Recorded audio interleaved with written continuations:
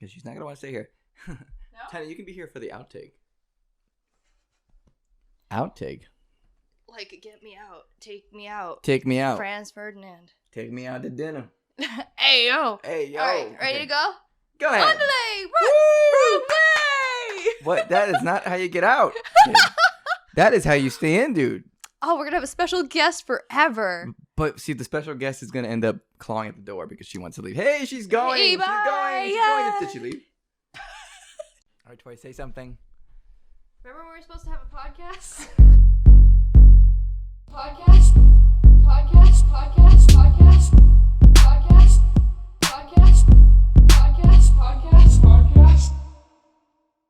Yeah. And action. Take a bite of your food. Let's get this going. It's a Wow. regular LEM'n'TEA podcast now. All I right. already started off by eating. Yes. We're not But- wasting any time here. No, get right into it. Not wasting any time. It's New Year. Not new me, but it's New Year. New year, new, same, just eating before the podcast or during the podcast. All of it. All of the podcast. It never stops. We are a multi-leveled podcast. Something for everyone. Yeah, exactly. So hello and welcome This to is episode 5 already. episode 5 of LEM'n'TEA Podcast. Hi. And that is Lem, and I I am see. T. And if you don't know by now you know. And now you have no excuses. Like that New Year's resolution for a month of going to the gym. No excuses. People do that shit all the time, though. Yeah. It's like the number one resolution for most people. Like, oh, I'm going to get fit or lose weight or whatever and go to the gym. And then they don't. I do it. I admire the people who are committed to it, but it was like what you were saying last time, which is like, if you're saving it for a specific day, it's not, I don't know, it seems less genuine. Like if you're thinking, I'm going to start going to the gym, like this week or whatever. Like it could be a random Tuesday. Like who cares, But bettering yourself doesn't have to be limited to the start of a new year, especially this string of trash New Year's. So Yeah, you just kind of just do it, right? just do it. Just do it. Make your dreams come true. Yeah.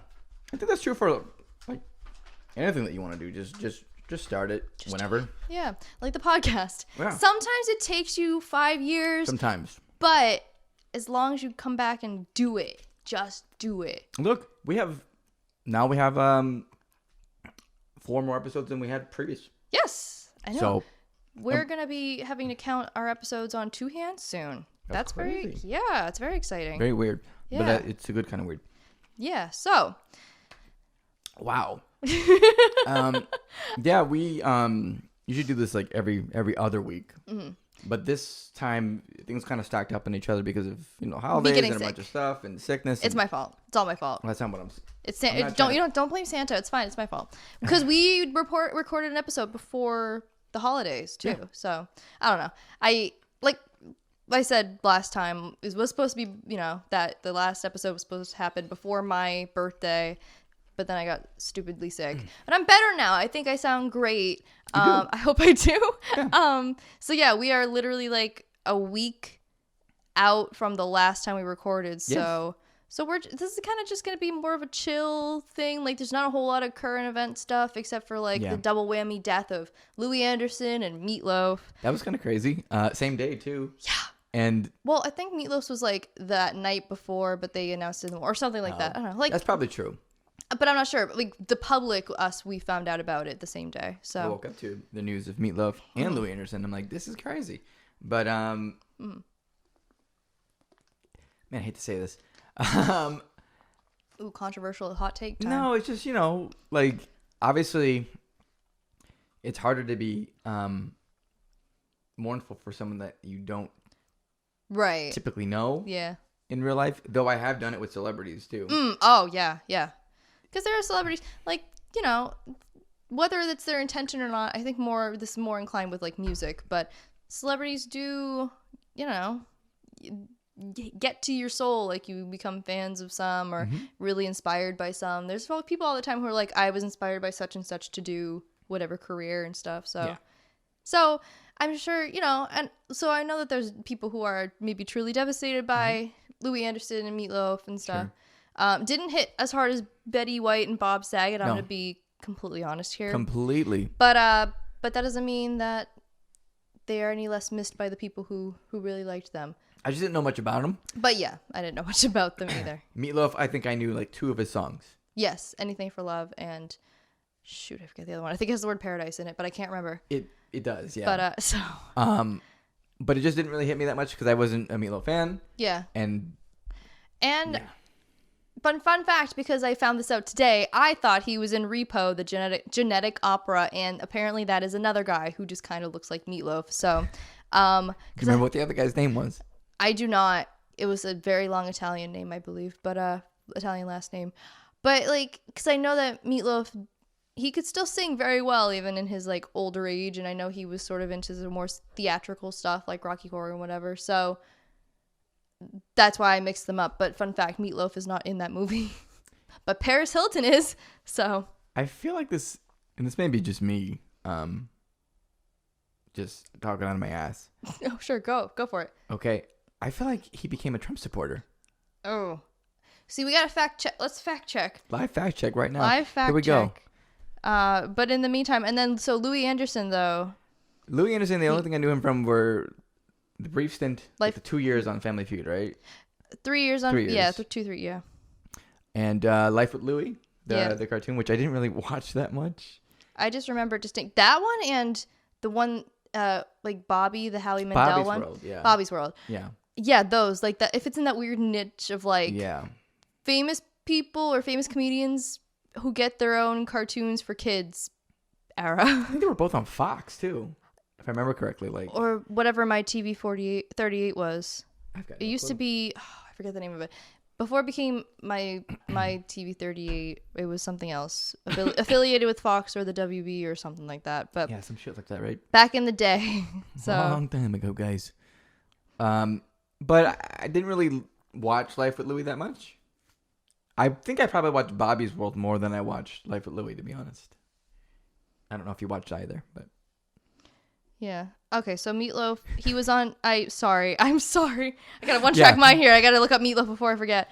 But before I forget again, Meatloaf was not a Trump supporter, but he was, I guess, on The Apprentice, and so their friendship is strictly kind of like Dennis Rodman and Kim Jong-un, which I guess means I'm comparing Trump to Kim Jong-un, but I'll let you guys determine what I'm saying, and you can interpret that how you want. But I don't know why I thought he was, but I thought I had seen his name somewhere. But Trump called him a great guy, I guess, in a statement. So I'm sure that's kind of sus. I'm just saying. But I'm sure Meatloaf was a great guy. Yeah. I'm not going to let Trump influence my not totally resolved feelings about Meatloaf.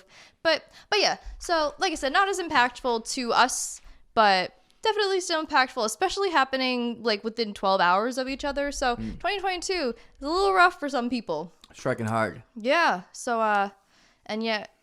The Queen is 95.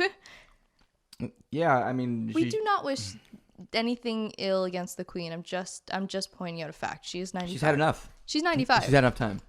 Okay, well. Whoa. All right. But yeah, so we don't have much in the way from last episode, which is about a week from right now, week prior, to talk about in the way of current events besides pretty much that. Like that's Meatloaf. Meatloaf and Louis Anderson, and that's really it. I don't know. So I guess this is why it's become a chill episode where we're just going to reminisce about TV and anime and maybe the shows that shaped us. That's damn right. Because I was raised on television. My mom would joke all the time. She'd be like, yeah, I'll go out and do errands or and have just put Barney on for you. And you would just stay in the same place when I came back after a half hour. Although I don't think she was entirely kidding. Oh, my God. Because I think maybe she was like, I don't know, going out to grill or something or do like not leave the property. Yeah. But like just or go upstairs and do something. So hey, I was, Can I tell you something? Yeah. That's really normal. Oh, no way. It's very normal to do that. Okay, please. Kids, yeah. I believe you because you're a dad, so. I am. I don't leave the property, but, sometimes you go to the kitchen and you wash dishes or something. Oh, I forgot. I totally forgot to mention this before. Yeah. You are a dad again because you have a Tamagotchi. I do have a Tamagotchi. Congratulations, father of 3. Congrats. how's your Tamagotchi? I keep forgetting to mention it because I felt like it was a very important new development in your life, but. So I have not really had time to use it. Okay, well, never mind. This is this is not a good. Yeah. One thing about Tamagotchi that I did not know, if you grew up in the 90s and had Tamagotchi, is that you can pause them. Which I did not know. Mm-hmm.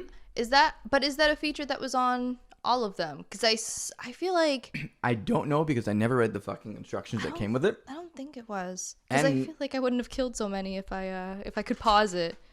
But it's not simple to do. So it's not like you press the pause button, right? Oh, they make it hard for you? It's not hard, but like you wouldn't do it by accident. Oh, okay. Like you have to pull up the clock.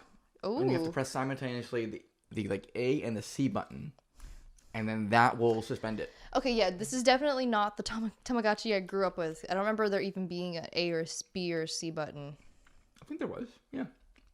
I'd have to look one up, but seems so long ago. Yeah. But yeah, so that's your third somewhat neglected child. Very neglected, and there's two human children that they're less neglected. They don't have pause buttons, so no. There has to be more care attended to them.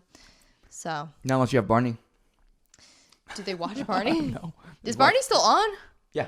Oh. I think so. Okay. Hey, they canceled Arthur, but they're still airing Barney. Excuse me. Yeah. Hello. Hello.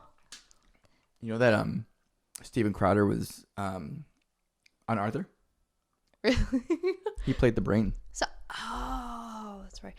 Do you know that Lance Armstrong was on Arthur? He played himself as an anthropomorphic bunny. He did? Yeah, and then they removed the episode because it was while he was like, I'm a 5-time Tour de France win pre scandal. He was doing what during Livestrong bracelets. What was he cheating, right? Steroids or not? Some maybe not steroids. It was so he was enhancing himself. Yeah, an enhancement. Enhancing, but not like enzyme enhancing. It was like muscle enhancing.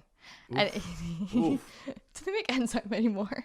Comment below if they make. Don't comment below if they make enzyme. I don't care. I don't want to know. We're reminiscing. It was a commercial I used to see all the time. Might not have been enzyme, but you remember like the creepy guy, like, this is Bob. Bob's very happy because whatever. And then it was like the perpetually smiling guy. It was like Viagra, right? Yeah, well, like that. Yeah, but it wasn't. It was Viagra, but it was called something else. It was an enhancer. Yeah. Long story short, Arthur is canceled. Barney is apparently still on, and I'm a little sad about that. So I loved Arthur. I love Arthur. It was like one of my childhood shows. It came on after school. So every time an opportunity comes up for whoever I'm talking to, like through text, I will not hesitate, and it's relevant. I will not hesitate to bring up the gif of having fun isn't hard when you have your library card. That's like the most memorable song from that show. It is like the best. Like, I don't know why we don't like have statues erected for Arthur. Seriously. To thank him for creating this catchy song to encourage people to get their library cards. It's like Arthur had some catchy shit in the show. There was the Jekyll Hyde song. Mm-hmm. The theme song was great. Yeah. That was like, I think that was Ziggy Marley. Yes, I think so too. Which is insane. But well, I also learned that the All That theme song is from TLC, and then the Proud Family theme song is from Destiny's Child. So it's, I don't know, like, you didn't know this? No, I did, but like you said that, and you said it was crazy, but I'm thinking of other ones I thought were more crazy when I first learned about them. The TLC one was incredible, and it's still great. Like if you go back and listen to that, it's. Remember when theme songs for shows were like, could be actual songs, and you didn't sit there and you were like, well, this is a theme song, kind of like anime openings, because those are legitimate songs. Like, they either record a song and then companies ask if they can use the song, or they record a song specifically for the anime, and so maybe they'll modify it a little bit so it's more broadly appealing. But like, it is a song. It's a full-fledged, like, at least 3.5-minute song or whatever. Right. And now there's hardly theme songs in shows anymore. Fucking, like, just theme songs in general were, everybody knew them. Like, growing up, you'd have like the Family Matters.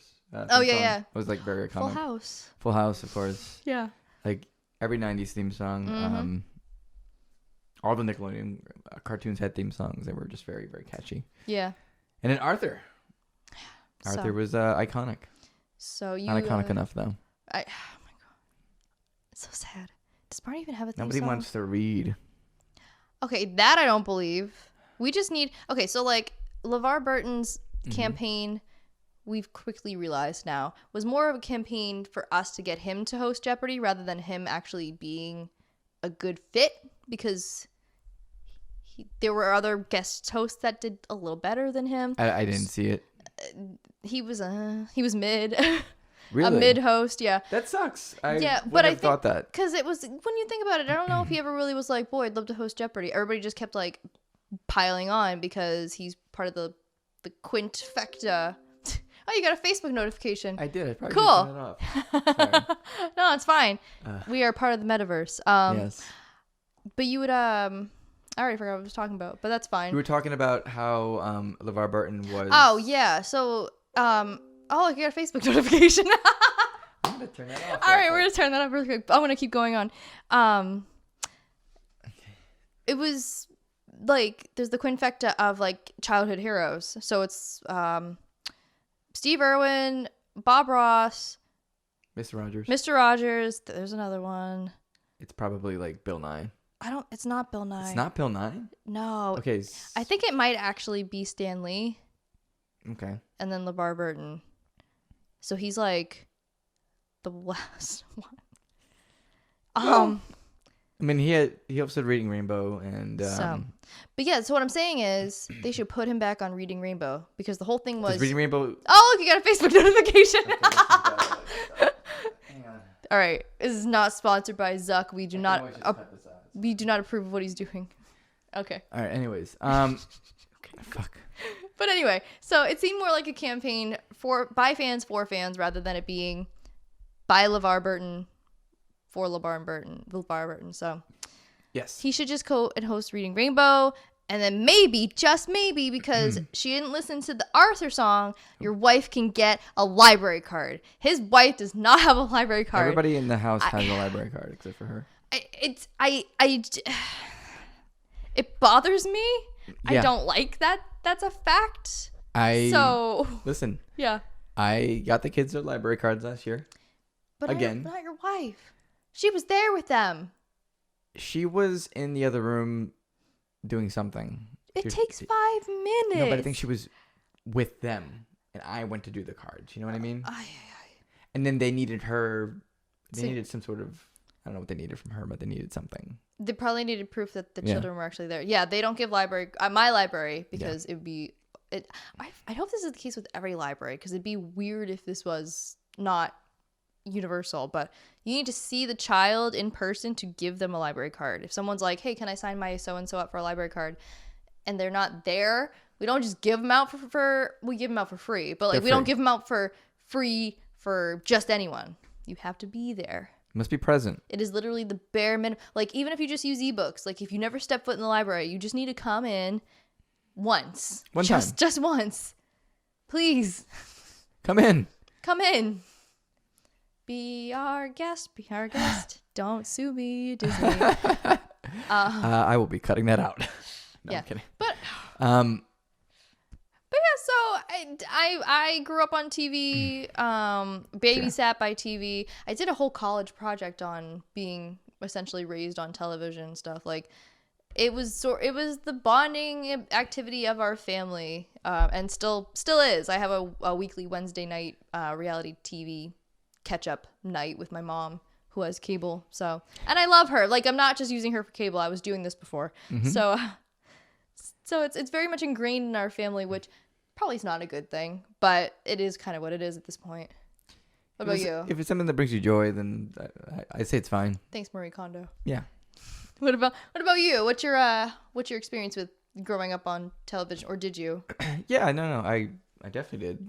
Like everybody else, but mostly I turned away from TV at a certain point. I went harder into like games and stuff, or like anime, so shit that everybody wasn't watching. Mm-hmm. So did it ever get to a point where other people were actually watching anime? Like, did you find kindred spirits? Yeah. Or okay, good. Yeah, like. But just nobody like maybe in your immediate. I think vicinity? At first, and it was like it's not a weird thing now to say that you watch anime, but we just watched it before it was cool. Right. I'm just saying, like, it wasn't a cool thing to admit. No. Back then. Now it's sort of like whatever. Yeah, it's another thing. Like it's on Netflix. Like that too. On Netflix now. Like it's mainstream. It's totally mainstream. Yeah, that and like Korean dramas. Like I'm not saying we're becoming more open-minded as a society, but at least as far as like making fun of people, we've drawn the line at making fun of them for TV shows. Right. You watch? They're just cartoons. It's like, that's so funny. I've only heard that literally anytime anybody ever made fun of me for watching anime. Okay, cool. Yes, because you don't watch cartoons. The Simpsons or Family Guy or South Park. Exactly, and anime is fucking much cooler. It is. Just I have very vivid memories of staying up stupidly late on school nights, middle school and high school, to watch Adult Swim. Oh, yeah. Like, shout out to Adult Swim, because really, like, between that and Toonami and just Cartoon Network in general, that was really the gateway for me becoming a full-fledged weeb. So, thank you. Yeah, I mean, I don't know if I would consider myself a weeb or not, and that's not because I don't want the title. It's more so like I don't want the glory. It's more so that I haven't put in the time. You know what I mean? Like I don't regularly watch anime, but I do watch it. I don't know that you really have to put in any time. So. Like, and weeb is or otaku is so. I don't know. I think it's more for the extreme, and I'm using it casually as a way to describe myself. Sure. In a self-referential, semi-quasi derogatory way, I guess. But okay, so I'll just say yes, I'm a weeb. Way! How about that? But yeah, like I said, when we were growing up, it wasn't the case that was actually cool. You found a couple people that liked anime, but like on the down low. Yeah, and they probably started out watching like Dragon Ball. Yes, yep. Like that was a big gateway. Dragon Ball, Sailor Moon, or even ones that like when I was young did not know were anime, like Pokemon. Yeah. Oh yeah. Or even Digimon, kind of. You didn't know Digimon was an anime? What? I mean, I kind of got, but Pokemon was really one where I had no idea it was an anime until an embarrassing age, like a double-digit age. What? Yeah. So. Were you in high school or beyond? Let me think. I think I was beyond. There's no fucking way. You can ask Josh, because I think my revelation came and I immediately told my husband. No. Okay. No, it was while we were still in college. I think. Okay. That's still embarrassing, but you were in your 20s? Well, I don't know. Like I was well into anime. I really loved anime, right. You know. Sure. I knew what it was, but for some reason I think I just didn't equate this like childhood show to anime, because like there were so many, you know, mythical fake creatures and stuff that I kind of maybe just considered them like fantastically drawn creatures. Ugh. I don't know. I really don't have an explanation. I'm just slow sometimes, I guess, but it's okay. It's okay. Yeah, no, it's this not. Is all inclusive space. You're allowed to be a safe space. This is. I find it hard to believe, but you can ask Josh. But I do believe it. Believe it. I do believe it. But yeah, so when you really think back on it, we like even like our parents, like my dad probably watched like Astro Boy. Yeah, my dad did. Kimba the White Lion. Anime's been around forever. We're just now more aware of it, and it's in its own genre that people like. Now you say anime and people are like, oh, and they're not like, what's that? Or like, oh, you mean that weeb shit or whatever. I don't know. Weeb shit. I don't think anybody's called it that. Maybe just myself. But have you seen the original Weeaboo comic, like where it came from? No. You haven't? No, I don't know what you're talking about, but I'm excited now. I'm gonna show you right now because it's actually really easy to find, and it has nothing to do with what we're talking about. No, and maybe you can give a description for how people can find. I will. What you're looking up. You just search Weeaboo comic on Google. Okay. Oh god, it's actually like showing me like Webtoon, the app. Oh, I love Webtoon. Oh god, it's really funny. Too bad that you don't read any Webtoon things, because that'd be a great topic. I read like, I just don't know what to read. It's not that I don't want to. I just don't know like where to begin. Oh, I mean, yeah. You know what I mean? There's a lot. I mean, they have categories and stuff. I'm currently reading like 8 at a time because I'm a crazy person. One of my favorite ones is updating soon today called Castle Swimmer. It's adorable. Castle Swimmer. Yeah, it's adorable. I found the comic if you'd like to take a look at it. Okay, are you cutting this out of the... No. Oh, you were just going to... No, I'm actually going to put the comic in. Oh, cool, okay. It's nothing that they can't see. Right. Someone just going to reboot. Oh my god. And you know, the first thing I thought was the yaoi paddle, which if you don't know what that is, you should just, I'm not going to explain it, but just look up yaoi paddle. Yeah, it may be safe for work. It may not be. I don't know what you'll get if you search up yaoi paddle. Disclaimer, you should search only if you have safe search turned on. Maybe incognito mode too. Yeah, you definitely want to do that. You want to scrub your browser clean. But anyway, so yeah, no, I've never seen. Call your mom into the room and then search it up and see what her reaction is. Jesus Christ. I've never seen that comic before, so. That's the origin of Weeb. Okay. Interesting. So I don't know how they. I know, yeah. It's just one of those things that happens, you know, like the internet, just internet. But and that's another thing too. My anime nostalgia is old YouTube and going and looking up torrented Naruto episodes on YouTube split up into 3 parts with crummy subtitles, or like when you had to sit. I'll wait until you're done. No, go ahead. I'll wait. No, go ahead. Get your gummy that you refuse to take out of the thing again. We're making this a thing now. I'm gonna keep bringing it up. I just want you all to be aware. But when you had to sit on YouTube and you had to wait for that red bar to load, at least for me, because that was dial up. That was back in the day where you can't be on the phone and the internet at the same time. Yeah. When YouTube was out, you saw dial-up? Holy shit. Well, YouTube was like, came out in 2005. I was 13. Yeah. 13, 14. Yeah. We might have just been switching over, but early days. I don't know why I'm saying that. That's actually the year that I switched over to DSL. Oh, pot meat kettle. Sorry. I know. Time is very relative here. Yes. Like we talked about last week. I'm still 28 in my mind. And it's pandemic, man. Someone posted a picture on Twitter of what people think 10 years ago looks like. And it was a Game Boy Advance. And then what 10 years actually looks like. And it was like the first DS. Yeah. Trippy stuff like that. It's just... I don't know. And it was too. It's just like when somebody says like 2007, I'm like, oh, that was like 10 years ago-ish. No.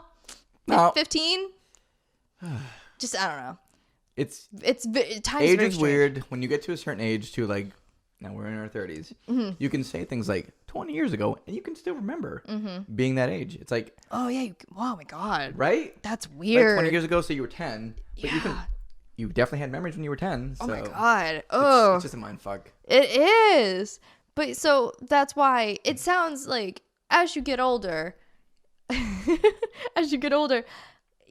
you realize, you know, that I used to never really remember whens from like older people, but now I get it because now we're doing it here. This is our episode where this is literally a remember when. This is the boomer episode. This is it's like a clip show without the clips, just one comic, but. It's just because it does feel so nostalgic because now the stuff that I'm talking about happened longer ago than what half of my life now is, which is crazy. I do that all the time where like, holy shit, I've done this longer than I... Yeah. Like, so... I just compare it to like moments in my life like, oh shit, I've been doing this. Like I've been an adult longer than this. Or I've... Like with my wife, like I've known her probably like at this point... Half or more than half, right? More than half. Yeah, of your life. Of my life, so. Crazy. It's insane. So, what would you consider your first anime that you ever watched? I guess it would include Pokemon. Yeah, Pokemon, but I think I was probably watching things beforehand. I don't remember. So before Pokemon was like... I know, there's got to be something before Pokemon, but probably Sailor Moon. Trying to think if that happened at the same time, but I think mine was Pokemon and also Card Captor Sakura, which is my favorite thing, my favorite childhood anime ever. So it's so cute. I love it so much. I've never seen it. Does it have the teddy bear? Yeah, with the big teddy bear, right? Yes. However, okay. Don't, even with a gun to your head, watch the English dub. Don't do it. It's garbage. It is not good. First of all. This is like, it's like a total retcon, pretty much. So like the only characters' names they keep, because it was, I don't think it was a 4Kids thing, but it was like in the early days of making it Americanized in general. They only keep the 2 main characters' names and they change everybody else to like English names. Oh God. Like they renamed the main character's brother, whose name is Toya, to Tory. And I remember being very annoyed because I never had to share my name with anybody else. I like that my name is different and unique. It's not short for Victoria. It is just Tory. I like that, even though I can't find a stupid magnet at a gift shop. But that's fine. But then I heard that and I was like, oh, that's annoying, but I guess it's kind of cool. And then second off, they make the bear who's supposed to sound like a chibi, like high pitch. Mm-hmm. They give it, and like with a special like certain Japanese dialect. They're like, we're gonna keep the dialect. We're gonna make it New York. We're also gonna make the voice Eddie from Ed Ed Nettie before Ed Ed Nettie in this little tiny bear. Oh my God. It's just, and there's a lot of butchering, kind of akin to the whole like Sailor Moon. They're just cousins thing. They're just cousins. They're just guys. cousins. They're very close. They're very close. They're very close. So, but anyway, so if you get the chance to watch, it's on Netflix also. So Was that your first anime? that was the first one I was really, really into. Like I collected, it's like a card, not a card game, but it's like a card collecting sort of thing. So I had that. Like I was obsessed. So, Yeah. but Pokemon was probably also my first one. Pokemon it's probably on a lot of people's list for being their first Yeah. one, and probably being one that they were really into because it's just super entertaining, man. It's the monsters from the cards, and you're collecting the fucking binders. So you gotta watch the show. Looking back on it now, it's like, this is just like really good marketing. Oh, Like this is is all to promote a game. But Yeah. at the time, it's like, that's so cool. I can be like Ash Ketchum, kinda. Well, with Yu-Gi-Oh, it's like I actually am Yugi, you know? Yeah. Like he has cards, I have cards. He has this like arm thing. A dual disc. If I'm a rich person, wasn't the dual disc the one you throw? I don't fucking know. Okay, well there is I just said definitely there's something. one you throw, which I think might be a hard toy to market because it's like you throw this on the ground, and that's how it works. Toy like a toy Beyblade. companies are sweating like, Oh, God. how do we make this so that it doesn't break? But Fucking cards. it's just funny, like, and it's funny how a lot of shows, like most cartoons, are pretty much like that. They are made with the purpose of regaining money spent on making the show with merchandise, Yeah. and I don't know. Like I said, it's Well, just some of the worst offenders are like Transformers. Like that was Ninja Turtles too. Ninja Turtles too. Huge fucking like. Powerpuff Girls ended up being a very lucratively like merchandise heavy one too, but I didn't care. I would collect them because I like the show. That's the point. It's like it's kind of messed up the way that some of the shows work, that they live or die on merchandise sales. But at the same time, if I like the show, will buy it. I shill out. So It's true that merchandise is pushed for cartoons, but not all cartoons are created with the intent of like pushing for kids. but it definitely doesn't hurt. no, but you can sort of tell, like a show like Rocko's Modern Life, right? I love that show. Yeah. It's very like adult, very funny. Like you Right. can tell like the writing that went into that show was very, very impactful. Same thing with Hey Arnold. Like Yeah. Oh my god, I love Hey Arnold. yeah, Yeah. Hey Arnold's a show that it relies heavily on the plot and the characters, and Yeah, and like 30 is the new boomer, right? So like I'm sure there's shows that are like that instill those sort of like maybe the zaniness or maybe like written with really deep plots. But I only care about the shows I grew up with as a kid. I won't say they don't make them anymore. I just say that I know that I'm looking at it with a rose-colored lens, so I think that they're better than whatever is coming out on TV. But they there would are definitely were. definitely good shows. I like Bluey. How about that? Louis amazing. Bluey is pretty much the best show that if your kid wants to watch ad nauseum, that you will also happily watch with them. Mm-hmm. Because it's kind of like early SpongeBob, where there was something for the adults as well as the kids and stuff. And it's just also cute. It's a cute show. definitely written for parents. Like His twins approve. my twins love Louis. They like recite it word for word. My son will he'll tell you like what to say because he knows everyone's lines. That's cute. And if you don't say it right, he'll like, no, it's not like that. Oh, He'll, like, correct that's you. not as cute. And if you still fuck it up after Yeah. that, he'll just take you out and he'll just play your part. Oh, you're out. He's You're like, you know fired. what? I'll direct and I'll star in it. Oh my god, I'd love to see him put on a play. Work it. Yeah. Yes, slay. So I can't snap. But Okay, yeah. you need to learn that. My New Year's resolution will be to learn how to snap my fingers. I will teach you how to snap by the end of the night. Yeah, but Easy. great. Good, thanks. But ooh, there you go. But yeah, I remember I don't know. It like we said, this really is just an I remember TV show edition sort of thing. because we've been on the topic of nostalgia here anyway, talking about how we feel as 30 somethings. We were talking about past cast members of Zoom and all that. Oh yeah. If you don't know Zoom, because it is, I guess, maybe a little more local. It was on PBS, but filmed. I grew up in Florida, and it was Okay. I don't know. there. I don't know if it was played on all public broadcasting channels. Well, I PBS. think it was. But On PBS. I always thought it was like more local because it was filmed in Boston. Mm-mm. Oh, 2-1-3-4. Yep. Send it to Zoom. I knew Boston's zip code because of that. I remember we were showing we were looking up the theme song because it was like, oh, it's so iconic and good. And I looked it up, and honestly, I was like, wow, they just repeat "Come On" and "Zoom" over and over, and this song's really annoying. I was like, oh, this is not the catchy song I thought it was. We were really like hyping it up too. And Zoom was the best, man. they had the best theme song. Wow. It doesn't. This is fucking mid, bro. It kind of was. It was no Destiny's Child or TLC or Ziggy Marley. So you work with what you got. I think it was good for what it was. Yeah. Like, it was entertaining enough that I watched it. Yeah, the content was entertaining. Just the theme song was not good. It does not hold up if you're over the age of 7. So, which I was not. So, yikes. But then I all of a sudden my mind is like flashing back to shows that I haven't thought of in years, like Allegra's Castle and Gullah Gullah Island. Okay, so first of all, it was Allegra's Window. Was it Window? Yeah, oh, it was no. It was Eureka's Castle. Eureka's Castle. That one I watched too. Yes. All right, Allegra's Window, Eureka's Castle, Gullah Gullah Island. Yes. There's another Muppet one. Fraggle Rock. Fraggle Rock. But like Fraggle Rock wasn't as like kid. It just wasn't on TV when we were kids. Oh yeah, it was. Well, I think we had it on VHS. I think I ran those tapes like to the bone. Yeah, you had to find like an alternative source. But yeah, so those like when puppet based shows, I think they're probably still around. But like even I don't remember the name of it, but the Zaboomafoo show. Zaboomafoo was good with the lemur. Yeah, Zawu. it was called Zaboomafoo. Yeah. Oh, was it? Okay. And when they had it talk, he was also a puppet. So puppet stuff was very popular in the 90s / early 2000s. They also had a show called Kratts Creatures. Oh yeah. Okay.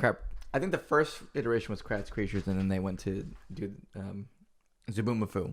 Or maybe it's backwards. I don't know. Either way. If If you put animals in it, I'll watch it. I don't care.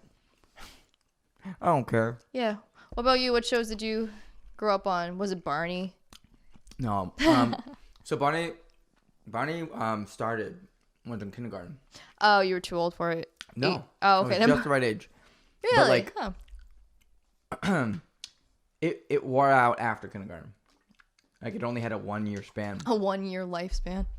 Yeah, because at that point, like, watching different cartoons, I'm in first grade. And then you're in second grade, and then it becomes wildly unpopular to be watching Barney. And you want to be cool for the cool kids. Yeah, the cool kids. Cool kid became a cool dad. I didn't realize how many times I was doing. Yeah. I was really trying to push this narrative. It was very funny. I still believe fully in it. You are a cool dad. Thanks. But yeah. So there's a lot of TV on at our respective ages. I watched some sitcoms. Oh yeah. Yeah. Okay. I think everybody did, because back then on ABC. God, we're fucking old. Back then on ABC. The old 32. Right. They had like TGI Fridays or something like that. Okay. I think I vaguely remember that. And I think like, maybe not, but I think Full House was a part of that lineup. Okay. I think it was ABC, I think, so. One of the major channels had. But yeah. Had that. Yeah, ABC. And then that kind of like made you watch all of the lineup of sitcoms, because you would wait for the next one. You didn't want to miss it. Right. Well, that's not okay. That wasn't true with me, but yeah, I hear you. Back then, you couldn't record shit, or if you recorded it, it was on VHS, and if it premiered, you had to watch it. Like, and that meant you were watching it with your family, because there were probably not too many TVs. Right. There was probably less TVs in the house, or maybe not all of them had cable. This is before we figured out how to steal the cable. On this episode of LEMTEA Podcast, we're going to teach you how to steal cable circa 1998. That's right. It wasn't that hard. Okay. But yeah, so a lot of sitcoms. One of my favorite sitcoms that I can still probably watch any day of the week is Fresh Prince of Bel-Air. Yes. I watch that like ad nauseum. Like, I know every episode. I know like all the lines. Did you see the trailer for the revamp? Let's talk about that. I did see the trailer for the revamp. Okay, I have not, but I heard it was like emotional and whatever. So. It's just a completely different show. Like you could just name it something different, and it would be fine. But is it called straight up Fresh Prince of Bel-Air, or is it called something else? It may just be called Prince or something. Well, we'll find out. But anyway, so what'd you think of the? I just didn't think it was really my style. Like it's just called Bel-Air. Okay, Bel-Air. They made Carlton into like kind of a cooler character. Oh, well, I hope he still dances the same. I don't know if he will. I'll be honest. Do you know on he was on Dancing with the Stars and he did that dance and he did it so hard that he like pulled a muscle in his groin. As you should. If you're going to be doing a Carlton dance, you need to pull a fucking muscle. Go hard, go out.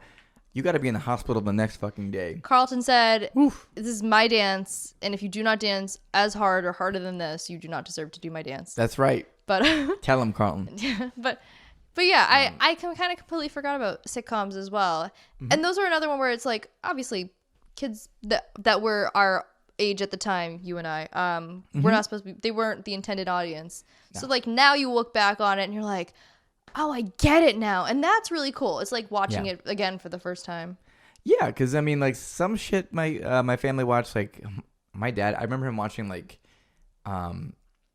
Star Trek Next Generation and shit. The best Star Trek. It is the best Star Trek. The best Star Trek. But back then, it was boring to me. I didn't want to watch that. Right. Okay. Yes. Me too. My dad.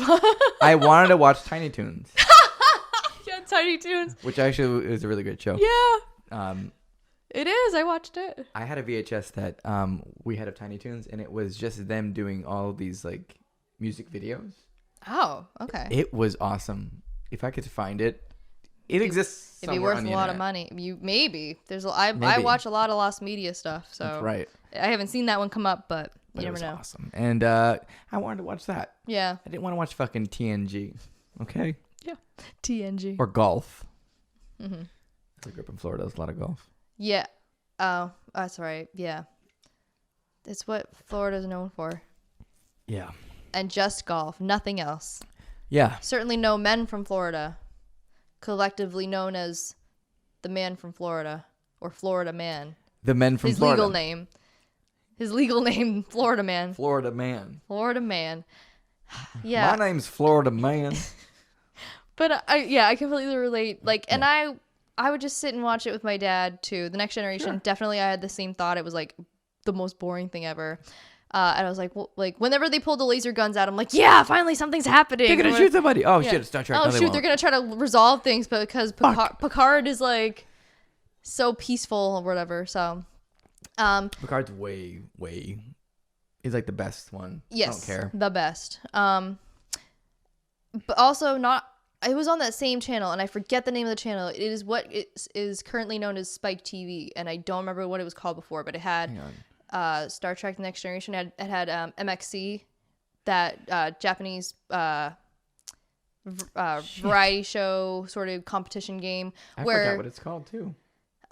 It's fine. I don't think it really matters. Okay. But it does matter. It was like a TV channel aimed. It was like one of their taglines was that it was for men, and so then they just changed to Spike TV because I guess that inherently is more of a manly, like you don't need the tagline sort of thing.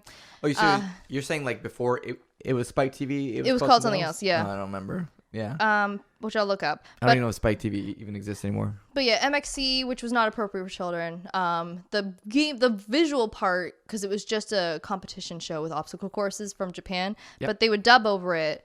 Oh god, it was so funny. Yeah, and most of it was lost on me. And then and then Futurama. My dad introduced me to Futurama. My first episode. Your dad introduced you to Futurama? Yeah, because he was watching it and he didn't like. Awesome. And we already watched The Simpsons because like everybody, Simpsons is not also made for children, but children watch it. Like it's okay. Like it's diet adult. Yeah. So it was the people obviously who made The Simpsons. So my dad let me and my brother watch it. Our first episode was the Titanic one with the recreation scene of the nude drawing. And I had never seen the Titanic because I was like, I don't know, a single digit age. And I was like, I know something that I was not supposed to see just happened or understand, but I saw it and I don't know, like I don't know if I'm going to be okay. So, like, I don't know. Video games also, because that was like us growing up. That was near the start of like the ESRB ratings and stuff. Yeah. It was like I feel for parents, and I appreciate the way that I grew up despite the fact that my parents really didn't know what was like suitable television, because there was like such a variety. Like there was cartoons, but they were for adults. Like there's tons of puppet shows or whatever, and sometimes they're also for adults. It was I wasn't hard allowed to gauge. watch The Simpsons. What? You?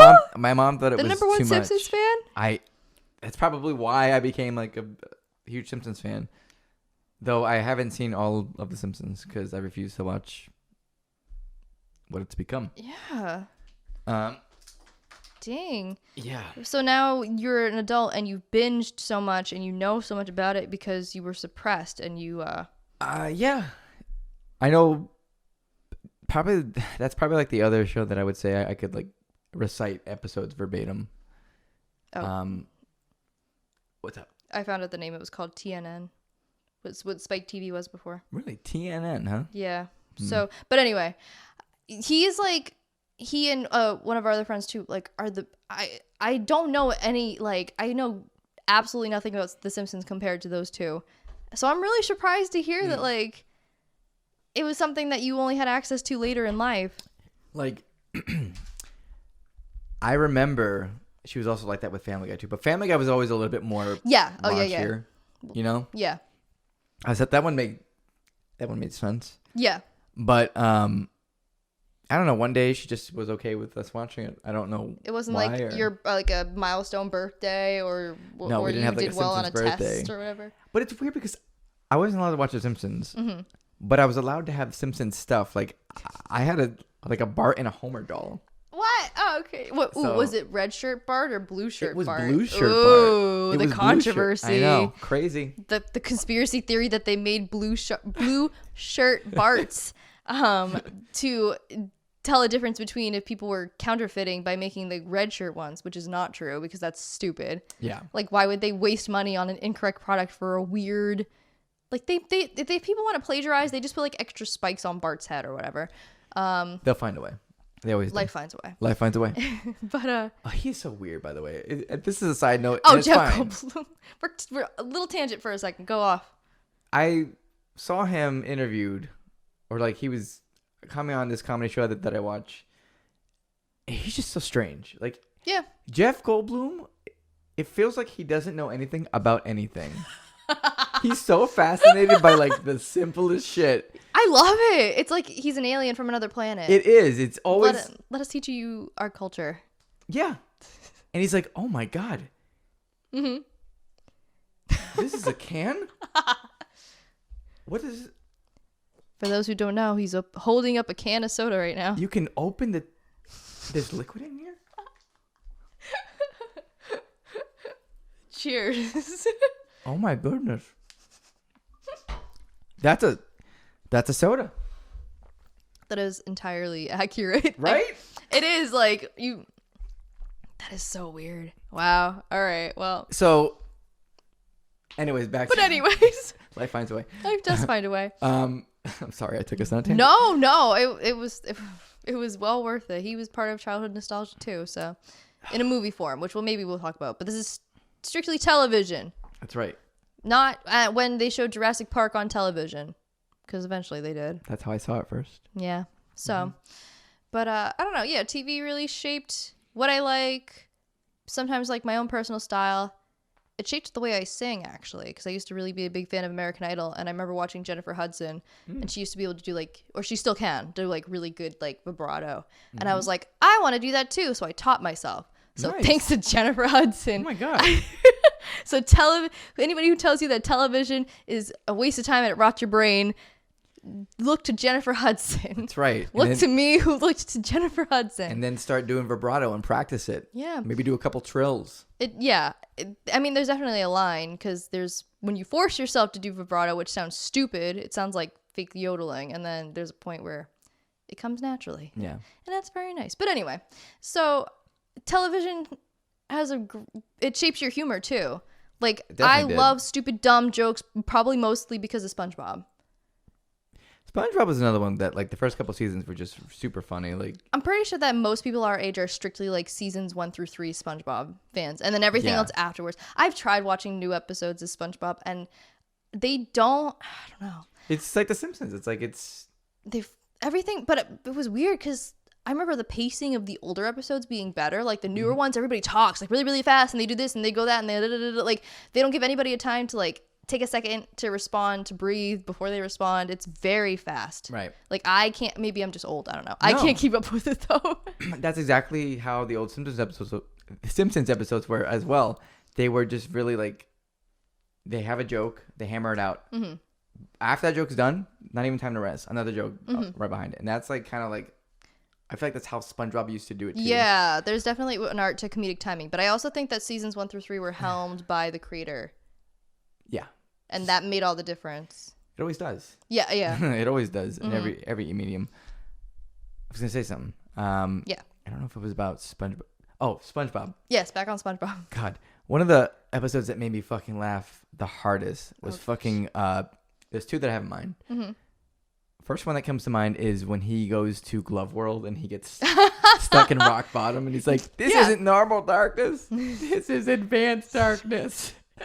And then he's waiting in line to talk to the person, the bus person or whatever. Mm-hmm. And like, he has to get out of the line because he's hungry. So he goes to the vending machine. Mm-hmm. He's got his hand on the chocolate and he's pressing it and the bus is like revving. Oh, yeah. Just a lot of funny little gags. things like that. Yes. But not like crude ones. Like really well timed gags. Also, that line where he's standing waiting for the bus, I relate to that so much harder as an adult. Like, what? I'm just like, I feel immediate annoyance at his situation. Whereas when I was younger, I'm like, haha, that's silly. He has to wait in this line for a bus. It's like, oh, little did you know. And then remember the guy in front of him has like this egg that he like drops out of his mouth and hatches and like 4 more come out or some shit.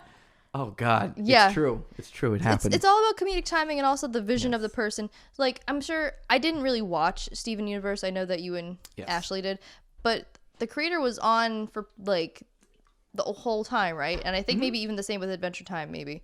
Like, and Gravity Falls is also a good example. If the creator of a cartoon is there to seek to show their entire like mind's image of what the show is supposed to be through the whole thing, you'll notice like if the person leaves and new people who weren't really involved in the initial creative process come on, like SpongeBob, you also notice, and sometimes it's not for the better.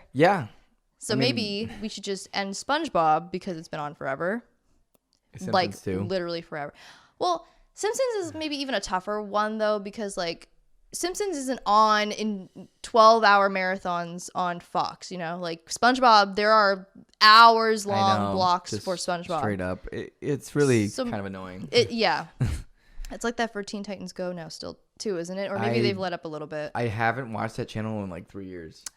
The Cartoon Network, how they raise you up so high. I know, and then they let you fall. You know? The second thing for SpongeBob. Oh, yes.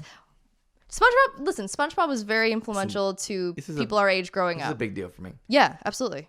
The one where they're trying to find the maniac, and he's he's like, SpongeBob, the maniac's in the mailbox. Yeah. And he runs around like a lunatic. Mm-hmm. I lost my fucking mind when I was a kid, dude. I was laughing so fucking hard. It was the funniest thing I ever saw. I remember the first episode was actually one of the funniest ones to me. The bubble one. Is that the one where they're like blowing into the bubble and telling it secrets or something? No, that was a different one, but it was one where they're trying to teach Squidward how to blow a bubble. Okay. Technique. Well, and also like I like I'm really simple. Like I like simple, stupid humor. So the one where SpongeBob blows a bubble the shape of an elephant, and Patrick goes, "It's a giraffe." I was laughing forever, and I still laugh now. So like, it's just there's shows that really influence you, that stick with you. Like I remember so strongly certain episodes of certain shows or certain theme songs because of just the general influence they had on me as a person. It's very strange to think of TV that way because I'm sure every single parent at least once has said that like watching too much TV is going to rot your brain or something. Like I don't know, it like enhanced it in some ways. Head. Like that picture meme of all the different kinds of like mind explosions and stuff. But look, like I have a ton of memories of cartoons. Like if we got into cartoons, I can talk forever. But I mean, we still have half an hour, so go off if you're so inclined. All right, Hey Arnold. Okay, there's a couple of Hey Arnold scenes that really, really are very vivid. One, when he learns karate, and he's going to the bus stop, and this guy like puts his hand. He had a couple of encounters previous, like with some real tough customers. Yes. And so he like does his kung fu shit and cuts this dude's clothes off. Yeah. And the guy's like, he's like, I just wanted to know where the bus stop was. I know. Oh my God. I felt really bad for that guy. Yeah, I did too. Crazy. Which, right? Like I said, they may make stuff similar to that now, but sure. I'm so nostalgia brained that I'm like, there's no show that did it like Hey Arnold did or whatever. And it may be that the stuff now is just as good. I'm not watching it right now. Mm-hmm. So maybe when my kids start watching it, I fully intend to like look for, I might even sign up for Paramount Plus, that app, because it has, which also has Survivor on it. So no, it doesn't. It has yes, it does have. It has Survivor on it. Yep. Even though the app, my mom has it, it's frustrating. The UI is annoying and frustrating. But anyway. Not user friendly, huh? No. That sucks. But here's a fun fact about Hey Arnold. Sure. Did you know? Oh God, here we go. I know what you can. Did you know bullshit that it took place in a town akin to Seattle, Washington? Did you know? Literally nobody knows that, yes. except for you. No, it is a widely known fact. Where did you say it? You thought it took place? New York, because the schools are PS, and that's public school, and that's how they are in New York. Comment below. Do you think that it is New York for some reason, or do you think it's Washington, like it actually is? Like, Let me know below. He made it after his hometown Washington, or like he based it off of some Washington. He still like took influence from other places. No, well, okay, fine, but I'm just saying that New York is not the only school that names their buildings PS whatever. They're not. I'm just now saying, you've learned the hard way. They like does Seattle have like a subway system too? Remember that episode where he and his grandmother freed that turtle into the ocean? Lockjaw. Because Washington is next to an ocean. Do you know where it unless you are on a certain part of New York, there is no ocean? What are you talking about? There's a certain part in New York. Yeah. What do you mean no? But like there's a whole side of a state, which is Washington, that has a coastline. That's fine. New York has a coastline, first of all. Yeah, but it's not a big one. No, but it doesn't have to be. But listen, if they're in the city, if they're in like one of the boroughs, or if they're in Manhattan, the ocean's right there. I'm being really smug about the fact that I know that this took place in Washington. Yes, you are. So because this is bullshit. It's not. It's true. Nobody thought that. It's literally true. You can ask any fucking Harold. No, we're gonna. Hey, was it Seattle or was it New York? They're gonna be like, no, it was like New York or Chicago, right? We're like, no, it was Seattle. No, seriously, I will. Seriously, I want to know. What do you think? Who do you think is right? Because I'm like 100% sure it's me, but we'll move on. Nobody would know that. Nobody knows that. I'm sorry. Okay, well, we'll see. Another episode of our Yeah, Hey Arnold, go on. Good. Mr. Wynn can sing, and he sings country music. Oh, that was like one of the only times in my entire life I liked country music. Me too. Yeah, that song is fire. Oh my God, it's so good. It is so good. Yeah. See, another example of a song in a cartoon that is like legitimately a song and like a memorable song and a bop. Anyone who says cartoons are an art form, they're just completely lying. Oh my God, yeah. Even anime. Okay. All anime. All anime is great. All anime is an art form. I'm sorry, not all of it's great, but it's an art form. it is. But yeah, it is. Yes, and those are also. I mean, I watched Hey Arnold all the way through. Mm-hmm. I know the newer ones were not quite. They didn't quite hold up, but like that was a pretty consistent show. It was very good. It had like really deeply written characters. Yeah. Even the characters that at first like Harold wasn't a compelling character. At first, he was just like an asshole. Yeah. Then you learn about his life. Mm-hmm. That episode where he steals that ham and he has to work at the butcher shop. And kind of learn how to.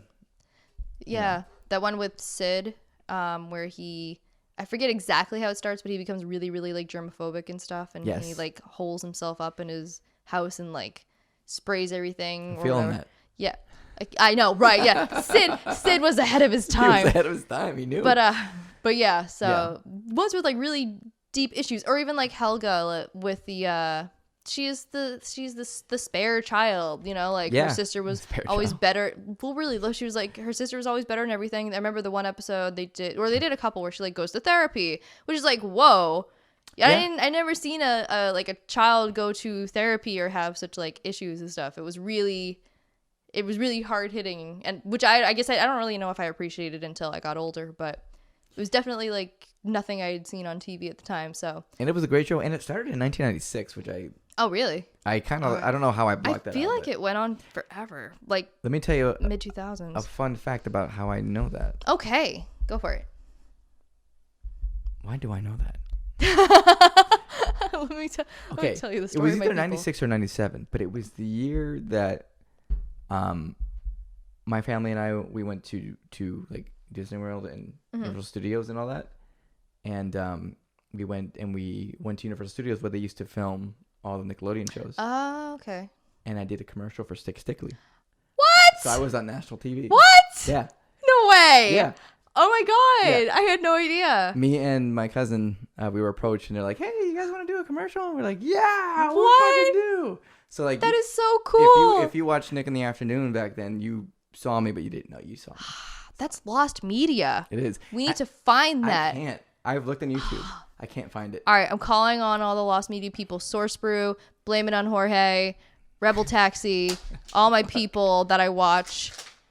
Help me find. Yeah, she's put a lot of hours for you. This sickly commercial starring Lewis. Last name redacted. Good luck. It was circa 96 or 97. Good luck. My mom has it somewhere probably. Like she recorded it. Oh, I that's awesome. So like probably because we didn't know when it was gonna air. So like during the summer, she just started taping all of the Nick in the Afternoon bits. Do you remember this at all?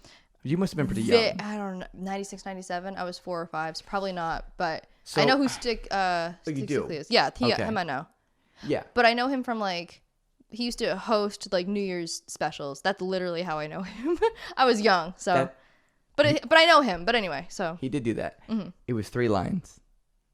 that you had? Yeah. You had lines? I had lines. Oh my god, this is getting better. Oh my god. I had 3 lines. Okay, this will help with the lost media search. So, okay, what were do you know what your 3 lines were? I remember. I oh my god, never okay. forgot them. All right, let's go.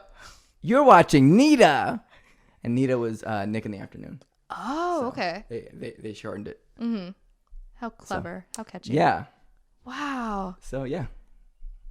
That's awesome. Yeah. Oh my god, I'm like in the presence of a star, man. Oh my gosh. Yeah. Jesus. Real talent. Stickly alumni. Child star. Yeah, child star. You know Lumo. Yeah. Dang. So yeah, oh I was on a God. commercial, and it aired nationally. I would love if that was found, man. That'd be really cool. Like if you want it to be found or anything. Yeah. But I think that's so awesome. Yeah. I'll look through it like this week and see if I can find anything on YouTube because I know people have made compilations. And and that they're there. Or like those people make like compilations of nostalgic commercials from like some year or whatever, which I watch sometimes. I'll be honest. I watched one on Friday. Yeah, actually. It was a 2-hour long fucking like. Yeah.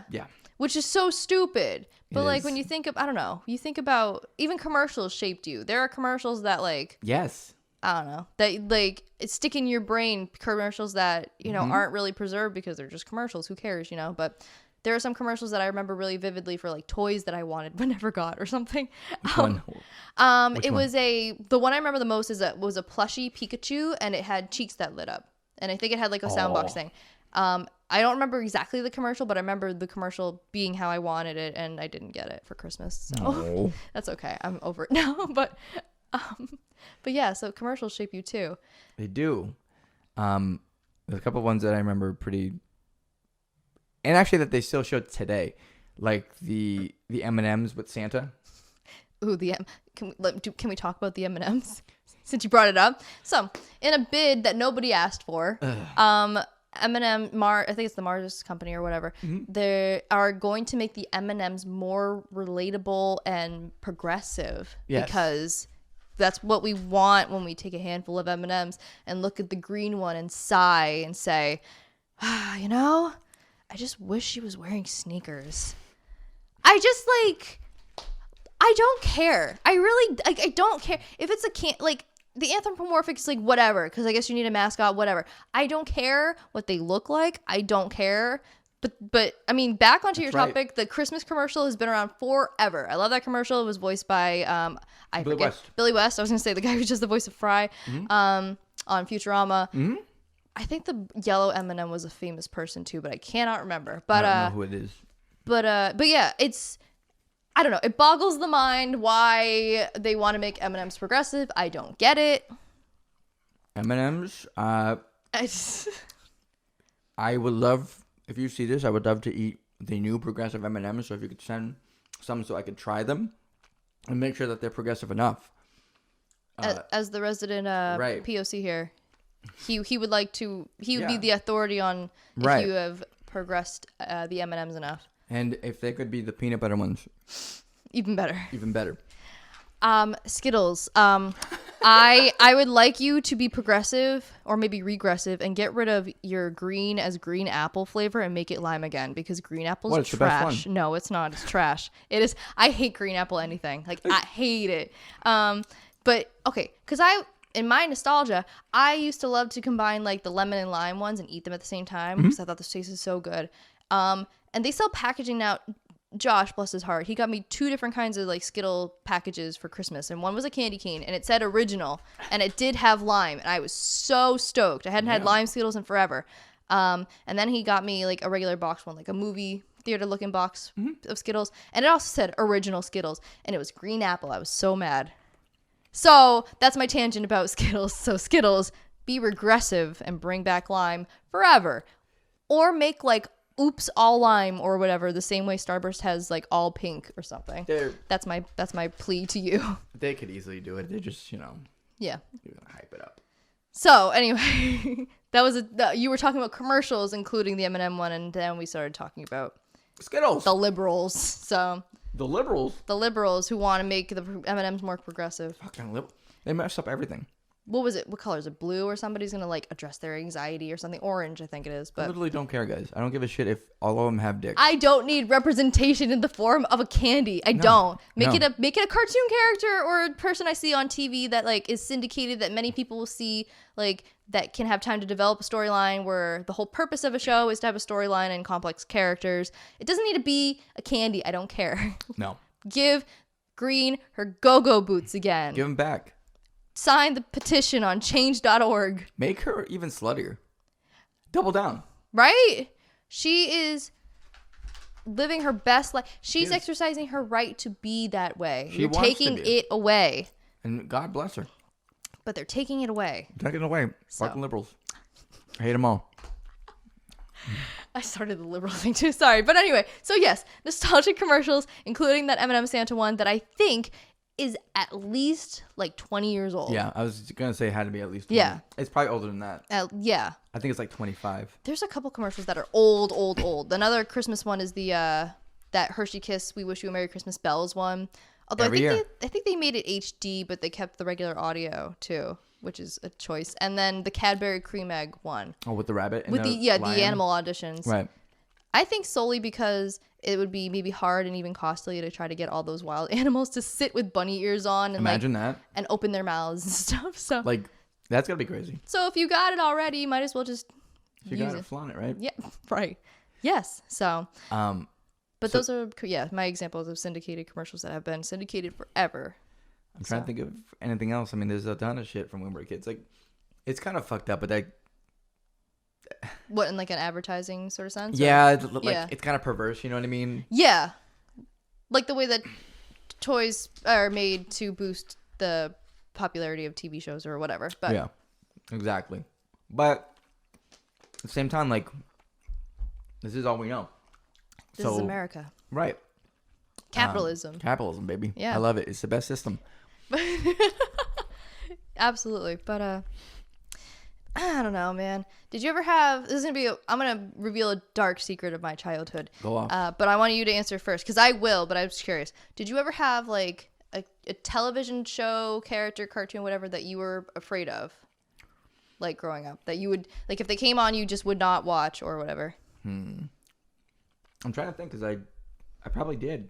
I can go first if you want, because I have two. Yeah, go ahead.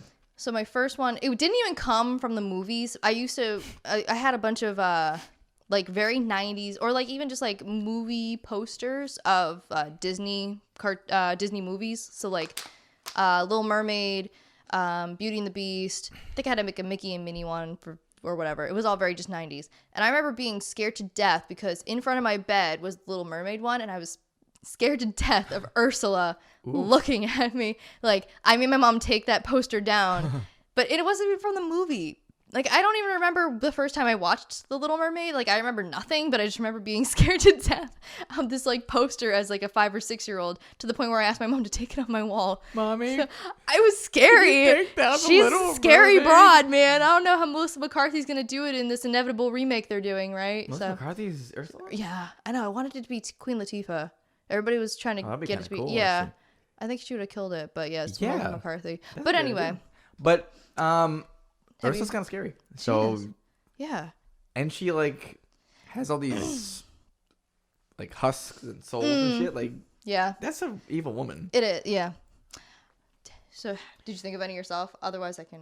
Kind of live action though. Okay, go ahead. So like Power Rangers, I was a little afraid of. I thought of another one too, but go ahead. Goldar. At first. He's a little scary because he had that dog mouth. Kind of weird. Yeah.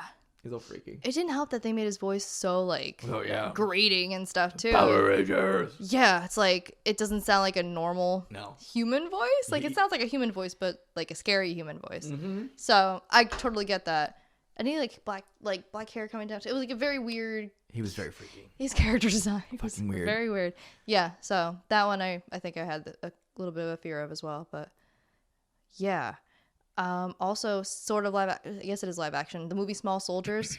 Oh my god. Yes. That is a movie that I'm sure like either started off being more kid friendly or more adult, and then they were like, we gotta make it more adaptable for everybody. But it just turned out to be like it should have probably stayed more like PG-13, not I shouldn't have seen it at that age. Just the concept of like good toys versus bad toys. And that's kind of a concept in Toy Story. But I think in my mind, I knew that was animated and I was like, it can't hurt me.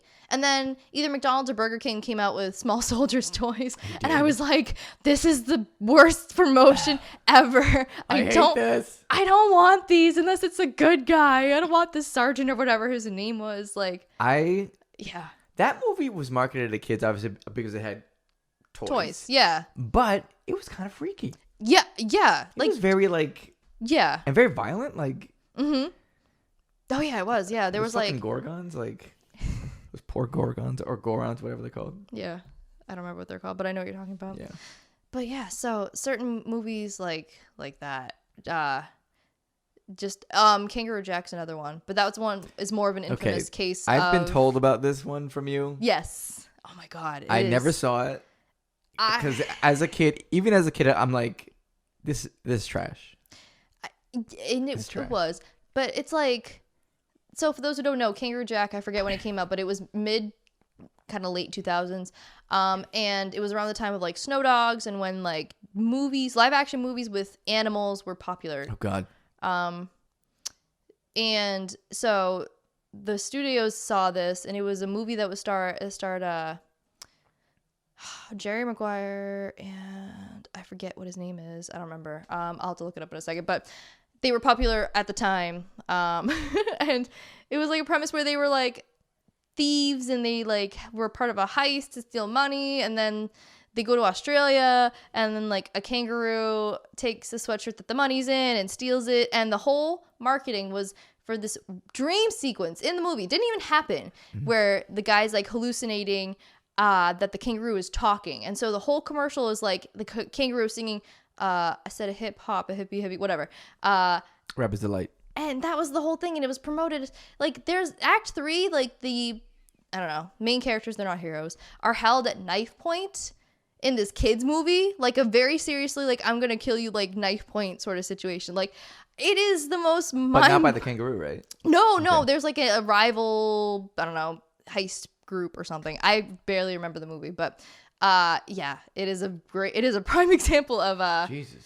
marketing for children where it should not have been marketed for children. I think Small Soldiers is sort of a gray area, but Kangaroo Jack's definitely like should not have been for children because it just Kangaroo Jack, man. Holy shit. horrible. But then they made like a legitimate cartoon But he did talk. focusing on right? the kangaroo. Yeah. Yeah. To make it more for children. It's just such a weird decision. That movie, yeah. That was one of the. I don't know, man. That thing is a fucking flop. Like. Yes. Oh yeah. horrible No, fucking it didn't movie. help it. Once it came out that there was no like constant talking kangaroo. The word got out fast. But so all right. So my dark secret. Oh God. I'll reveal my brothers too. Sorry, Trevor. Sorry, Trevor. Sorry, Trevor. So, because mine's more stupid in comparison. Like, I'm really putting myself out there. So his childhood fear used to be Swiper from Dora the Explorer. Oh, that's kind of cute. Which I made fun of him for. He's 2 years younger than me. You're like, I'm stupid. Like, I don't know why I was making fun of him for this, because mine is much dumber. And he would hold it over me all the time. Rightfully. Because this thing did not exist. Like, it didn't exist. It was an amalgamation in my mind, in a nightmare. Okay.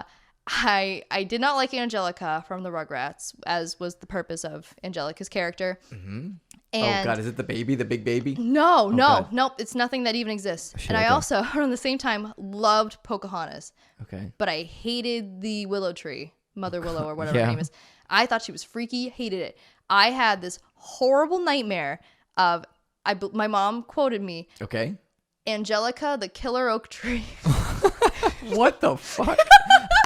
So like it was the willow tree with Angelica's face and her stupid pigtails on it, with like branches coming down and trying to get me. That is my childhood nightmare, is a thing that doesn't even exist on this planet, and I don't know how to explain it other than I'm a weird child. You do realize Yeah. sometime in the future, Yeah. I will have that art commissioned. Damn it. I didn't think of that. It's fine. Whatever. Local artist, if you're watching this. Listen, shout like out. Utada Hikaru, I should face my fears. Let me face my fears. So, What a bop, too. happy birthday to her, Damn. by the way. Happy belated Happy birthday. belated birthday. Royalty. So, I was gonna say queen, but they're non-binary. Although I think on Instagram she says she goes by she, they. So, Okay. but Utada's not non-binary and we stand. But anyway, We do stand. but anyway, I should face my fears. So if you really want to commission Angelica the Killer Oak Tree by that name, like it is by that name, and which is it's a willow tree. It's not an oak tree. I don't know why in my brain I was just like it's an oak tree because reasons. This is gonna be incredible. So like I was saying, I revealed Angelica, the killer oak tree. yeah. Okay. Cool. Yeah, mark it. Angelica the Killer Oak Tree. Copyright. But like I said, I made fun of my brother for being scared of Swiper, and I had arguably the dumbest fear of anybody ever on the planet. Like I'm trying to rationalize it hard. It's kind of scary because I can see it in my head. Like it's just got I really it's got can't her visualize pigtails it. and shit. And she's gray. Like it's literally just her head, but gray. Like gray. with her. Like it looks like bark, right? No, it's just like a hollow area. It doesn't look like bark. It looks more like a statue. Okay. It's just gray, like the color of the tree, but not the texture. I was young. I don't know. I wasn't thinking of the intricacies of the tree on her face. I don't know. Like I was trying to get away from her killer oak tree hands. So, so that's my deep dark secret. I'm coming clean. I don't know how to feel about that. I don't have to feel anything. It's fine. I want to laugh, but No, go ahead. My mom brings it up, not a lot, but like very occasionally. My brother would bring it up. Like it's deserved. I was a strange child, so. The killer. Okay. You'll remember it. When you're editing this, you'll remember. I'll edit it and then I'll be like, and then you know you just what? write it down. Killer oak tree. God damn it. And then I'll come back to it later and be like, what the fuck is Angelica the killer oak tree? If you ask me, I'll tell you. I am not just being honest for the sake of the podcast. So I appreciate it. I appreciate it. But yeah, so were there any like TV moments that really stuck out to you in a really emotional way? I've got one which I'm gonna tell now. I'm revealing everything. Like was a dope as a child. Like I'm just dopey. So okay. So no. No. What I'm saying is it's fine to be dopey. Oh, that's the point of being a child, right? Not if you're making up killer oak trees, but every child does something like that. Okay. Yes. So. All right. Back to Hey Arnold. There was an episode where he meets this man who has all these pigeons. Oh, the pigeon man. The pigeon man. And it's just this really like weird feeling to have as like a child, like an 8 to 10-year-old child, and see this man who's struggling. Yeah. And then being mean, and everyone is shunning him, and he's kind of this outcast, and then he ends up kind of leaving at the end. Yeah, because they ruin all of his stuff. They like ruin his cages. Horrible. Yeah. Like, yeah, horrible. That's a really hard hitting episode for me. And it was pretty emotional. Yeah. It was a hard lesson. I mean, like, I don't know, because like the moral wasn't like don't trust people. It was just like some people aren't meant to be with other people. It's true. You know? Yeah, he wasn't meant for it, and so he had to move on. And it's also a true reflection on life. Like, it doesn't matter like what you try to do. Sometimes there's people out there who are gonna try to like knock you down, or or sometimes you just fear people, like agoraphobic or hikikomori or whatever. Stoop kid. Stoop kid. He just was afraid to leave a stoop. Stoop kid was a bit more funnier, just because it's more lighthearted. Not bird man. Pigeon man. Pigeon man was a harder hit. Yeah. So how about you? So I was a dopey kid. Okay. One of my first, it wasn't the first, but I think one of my first in-person movie experiences as a child was the Pokemon first movie. Wait, the movie where you got the Mewtwo card? The Mew card. It was the ancient Mew card. Oh, was it Mew? I think so. I don't remember. I have to look it up. Anyways, you got a card. Yes, they gave cards. My mom was always so proud because it was me, my brother, and my mom. And my mom was so proud that she like had never opened her Mew card or whatever, She's like, I still got it. It's fresh. In mint condition. She used to keep it in our bread box. And then now we don't know where it is.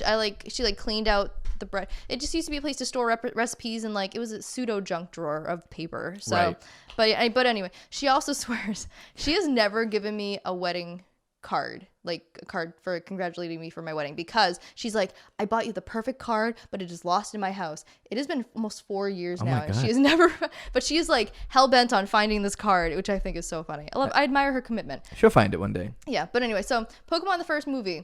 I loved Pokemon, even though I didn't know it was an anime, whatever. It's a heavy premise, like that your Pokemon can just be taken away from you without your, against your will and stuff. Right. Even like, and seeing Pikachu fight so hard to like not be like it was brutal. It was absolutely brutal. Yeah, was he like screaming? He was like yelling and who, Pikachu? Crying? Yeah, he was. I think it was a lot of panting too, because like Pikachu was so exhausted trying to run around, but like was still trying to Thundershock these weird Pokeballs from Mewtwo. Like so that's already bad, right? So then you got the clone aspect, and then this whole like our differences make us stronger, or whatever the Mewtwo quote is. I don't know. The one that Herman Cain used, or whoever it was, the politician who used Mewtwo as a quote. Very hard-hitting stuff, or feeling inadequate, because Mewtwo is a clone of Mew, who is seen as a more superior being, or whatever. Like it's a lot. It's a lot for like 7 or 8-year-old me. Throw in the fact that they are now fighting their clones, and then Mewtwo turns ash to stone. I am a child in this movie theater bawling. I am sobbing. Like, I am so upset. And then all the Pokemon are crying. Pikachu like lives in my head forever. Horrible. I was still spoilers. He comes back. He doesn't stay to stone forever. I was still crying on the way out. And my mom was like trying to like comfort me as we're walking out because I'm still crying. She's like, it's okay, he's alive or whatever. She doesn't care. Like she's like, I want my kid to stop crying. And she told me that she like felt so embarrassed and like weird about trying to comfort me about like this happy ending that I saw. Like it didn't end sad. No. I don't know. So like that's funny as fuck. So we want to talk about emotional moments. I have plenty, but that is the one. Emotional damage. Hey, you know what else was emotionally damaging? What's that? Squid Game. So we should cap this whole thing off with more recent remember whens for shows we are currently watching. I think mine just finished, but you're watching. I'm watching JoJo. Yes, I'm watching specifically part 4. Diamond is Unbreakable. And this was after a lot of resistance to it, right? Ashley was saying. You weren't into it. It's just because it's super popular, or maybe it's not. Don't take my word for anything. I think it's decently popular. Yeah. Yeah. But the people that I know, they love it. Like they just have that sense of humor where like it's. Mm-hmm. So I've been very resistant because I have this thing that a lot of people have. It's called being a contrarian. Yeah, you know. Yeah. Somebody talks it up and you see it and it's like, oh wow, you're having a good time with this. I don't want to have a good time with this. Well, it's just like, I don't know. I'm just not interested in what everybody else is interested in. I want to be like my own individual, like like so stupid. So that was you for a while with JoJo then, right? It was me for a while with JoJo, but then my roommate and friend Ruby, that's her favorite iteration. That's her favorite series. Oh, okay. So she was showing it off. I watched a little bit of it and then I got really invested in it. And now we have like 7 episodes left of the 4th season. You're like going through hard. We were going through like 6 episodes the other night. Sheesh. And then the music's good too. I'm sorry, I gotta do this. Sheesh. You have to do the hand thing too. You can't just say it. There's a hand thing? Yeah. Sheesh. What? Oh my god, I feel like a boomer. I didn't know that. Yeah, you gotta practice. Sheesh. But anyway. So the music's good too. That's a good incentivizer for someone who loves music so much like you do. For the guy who writes it, like, it's so weird. The artist, the story writer, whatever, the guy who does the manga, he just, I guess, is wildly into music because like a lot of the characters are named after music things. Like yes, in the first iteration, there was like Dio. That's like the main bad guy for a good chunk of the story. Okay. Speedwell is someone. As you know. Don't they have attacks based off of like the like music or artists as well? Yeah. I know a little bit, but not too much. Yeah. Yeah. And then they like will say it when they're pronouncing it in Japanese. They're pronouncing the band name or the song or whatever in English. But accented. Yeah. But the subtitle will show something different. I guess it's a copyright thing or whatever. Huh. So they don't okay. get sued. But like, yeah, there's a character that have these like, I don't know, they're like manifestations of like strength or power. They're called stands, and that what? I think that parallels a lot to the K-pop world. Personally, stands have a lot of strength and power. Stand. Oh, without a D. Okay, never mind. Not stand. With a D. Never mind. Right. All right, go ahead. Sorry. So they have names or they have attacks that are like music based. Like this one guy's his stand is like called Killer Queen. Okay. Yeah. But they won't say Killer Queen in the sub. That makes sense, I guess. So. Yeah. So anyways, like it's just really cool. It's just completely like my aesthetic.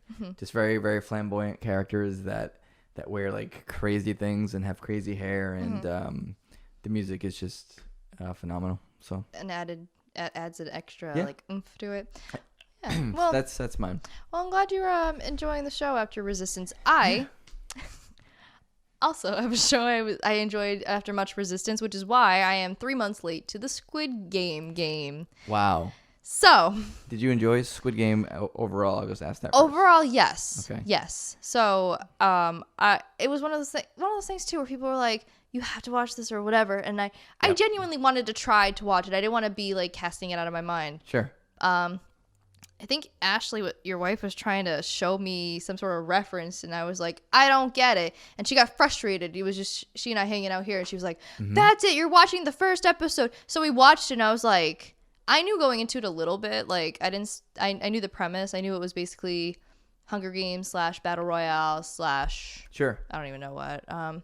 But like one of those sort of things, like survival, but at the cost of other people's like lives and at the cost of your own morals and stuff like that. Yep. But it was very compelling. I loved the idea that it was based on kids games and stuff. So it was like a neutral way for everybody to play because they should have all grown up with this sort of thing. Yeah, so they kind of have the same sort of advantage in that. Mm-hmm. So I liked the premise. I had to wait a little while longer because my husband works a lot and I wanted to watch with him. I was thinking like this is a really clever show. He really likes stuff like this, even though it's violent. But it's violent. I think it's violent with a purpose. Like there's violence for the sake of violence. That one has the Squid Game has a little bit, but I think for the most part, it's all part of the plot. It moves the plot forward. So I wanted to watch it with him. So we finally finished it the other day. This is a spoiler talk about Squid Game. Okay, I am going to spoil it. If you, I don't know, skip 5 minutes or whatever in this podcast if you want. I'll put a time code. Yeah. Thank you. But I was messaging you and Ashley in our own like our group chat. I was like, what?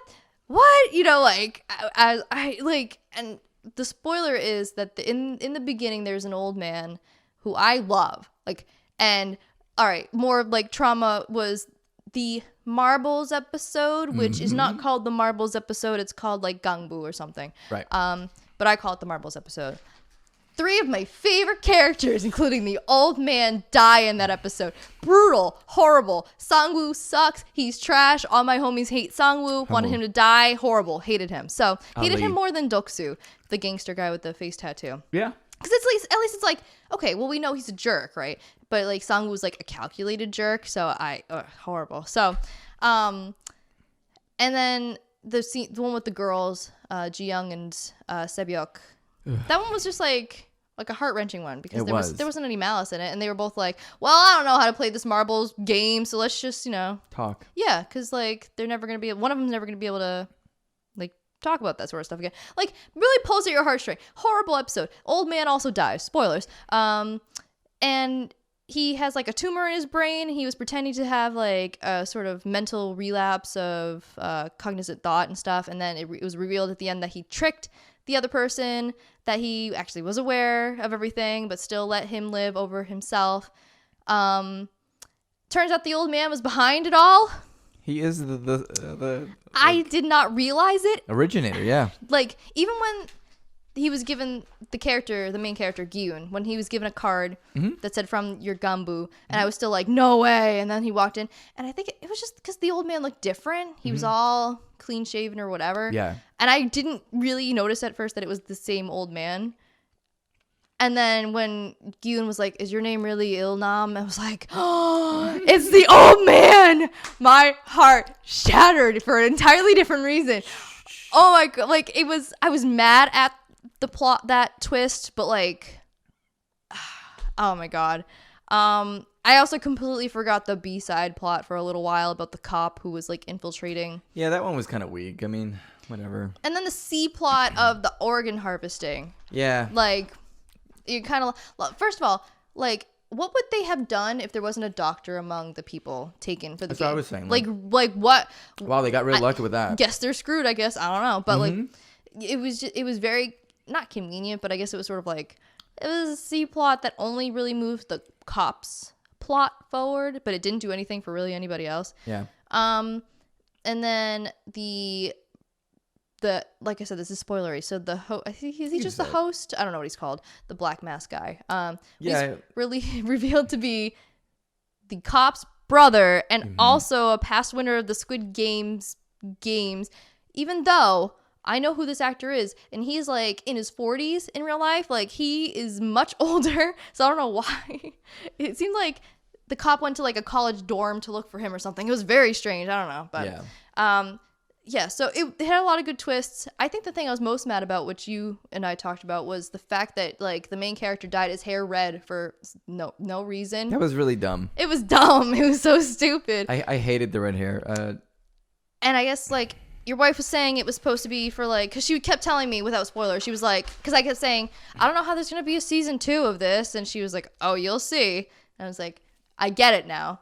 So the theory, I guess, is that the red hair is supposed to be for like if he's going undercover or like something so that his identity is a little bit different.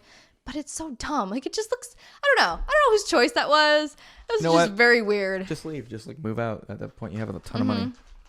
I actually don't know how much did they win? I think it was 45 million won, which is like the equivalent of, I don't know, $450,000 or something like that. I really don't remember.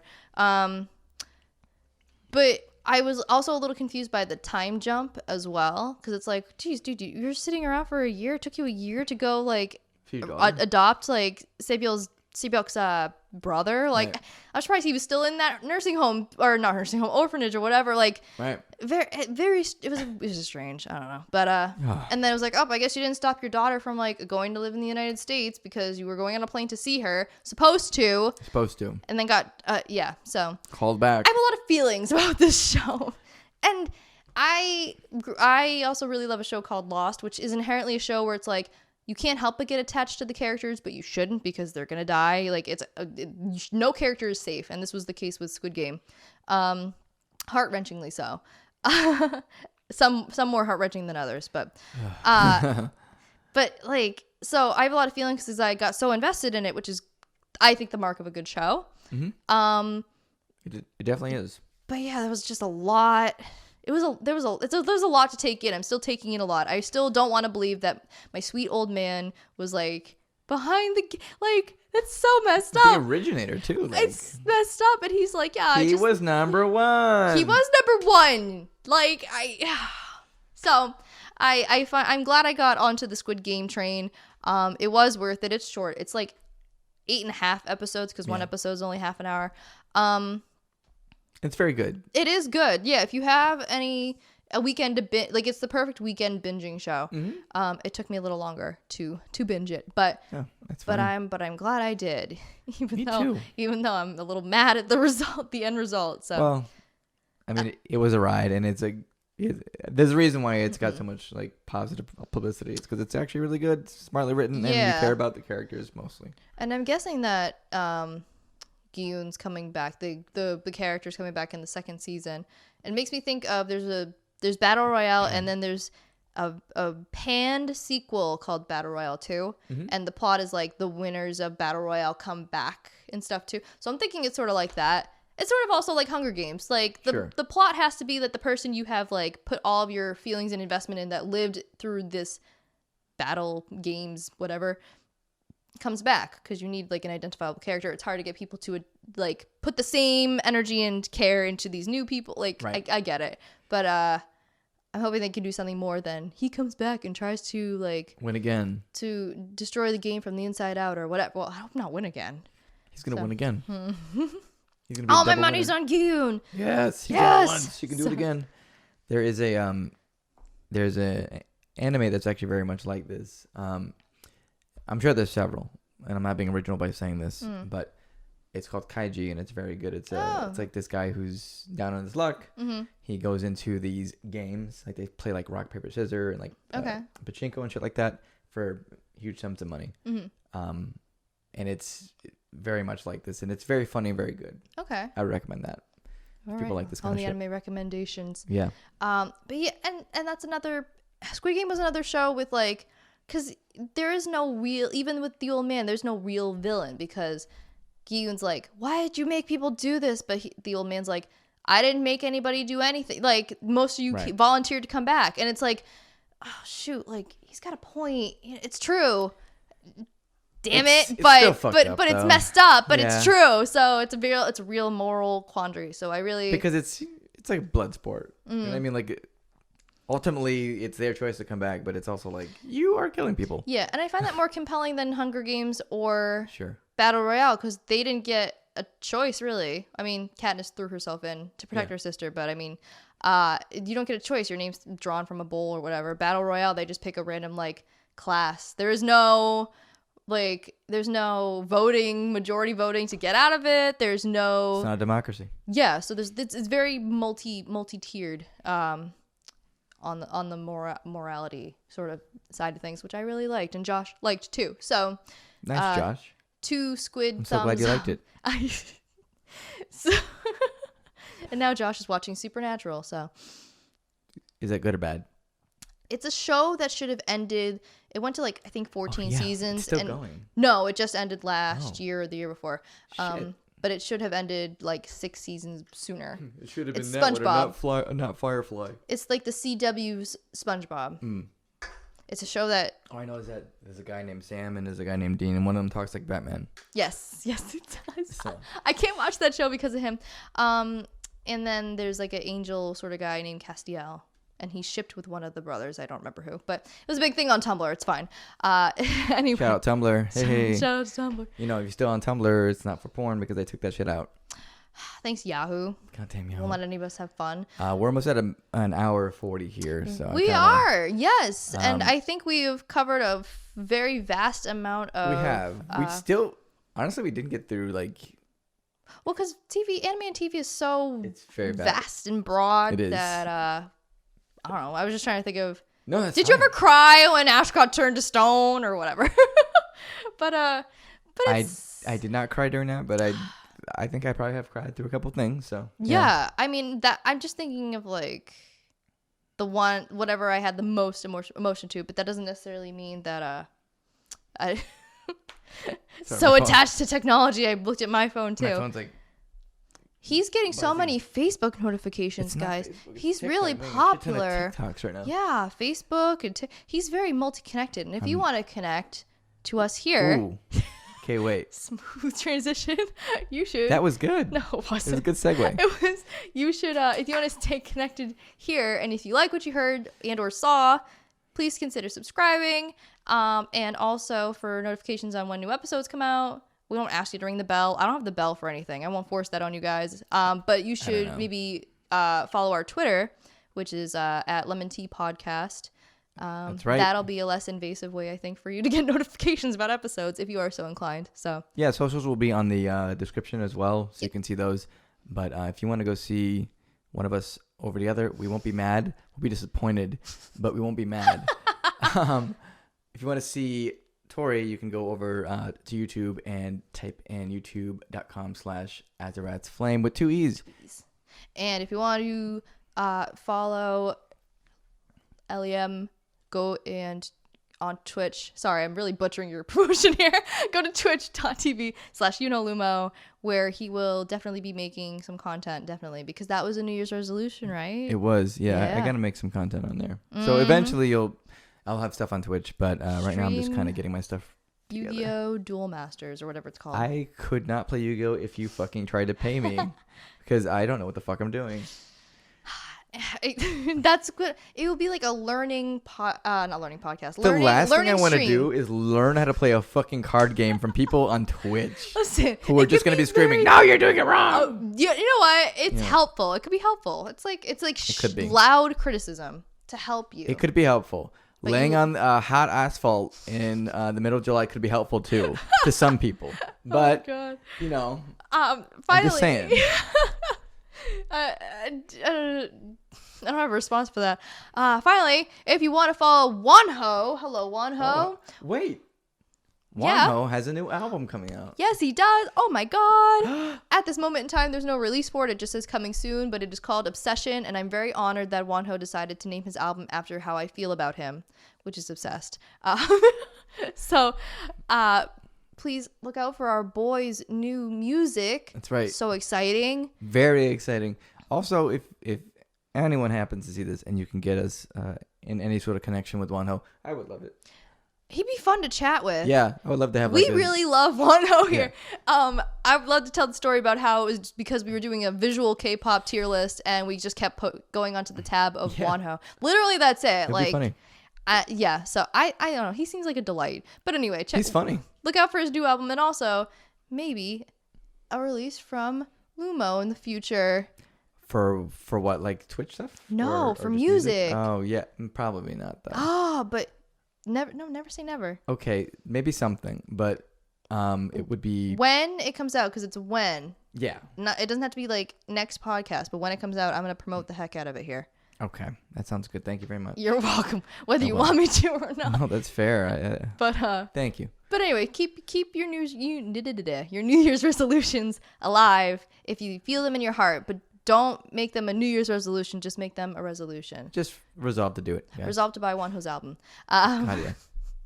Well, thank you guys for going on this nostalgia fun, train with us. I have a feeling that a lot of stuff we're going to talk about is because we're just 230-somethings reminiscing on a futon. So I feel like it's going to be more of that. So if that's your thing and you live in 90s nostalgia like we do, keep checking us out and we'll have more good content for you in that regard. There's like a ton of shit that didn't even get discussed. No, I feel like we could have talked more about TV and anime forever. Like hours. Like I have way more to say, but maybe that's for another time. We'll do something new, fun, and different and reminiscent next time also. Yeah, guys. And next time it'll probably be February. So yes, and next time hopefully there won't be so many celebrities dying, but we'll see.